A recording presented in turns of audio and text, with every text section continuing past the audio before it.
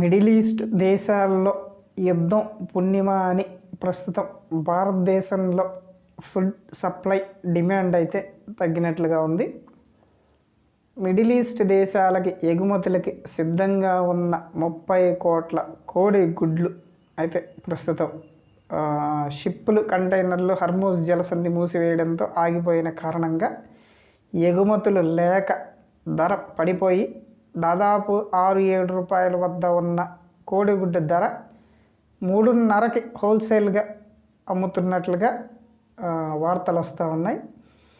ఇదే కాదు, ఎక్స్పోర్ట్స్ ఆగిపోయిన కారణంతో 100కి 6 కిలోల క్యారెట్, బీట్రూట్, ఉల్లగడ్డ, ఎర్రగడ్డలు అయితే 100కి 4 కేజీలు మార్కెట్లో విరివిగా దొరుకుతున్న పరిస్థితి. ఒకప్పుడు కేజీ క్యారెట్ కొనాలంటే 80 రూపాయలు పెట్టి కొనుక్కున్న పరిస్థితి నుంచి నేడు 15-20 రూపాయలకి క్యారెట్ కేజీ, అది కూడా తాజాగా ఉన్న క్యారెట్ దొరికే పరిస్థితి ఉన్న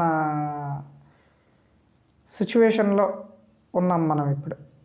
ఈ యుద్ధం ఎంత పరిస్థితికి దారి తీసింది, ఫుడ్ సప్లై చైన్ని ఎంత డ్యామేజ్ చేస్తుంది, ధరల స్థిరీకరణ తిరిగి ఎప్పటికీ అవుతుందో అనేది మున్ముందు ప్రశ్నార్థకమైన విధానంగా చెప్పచ్చు.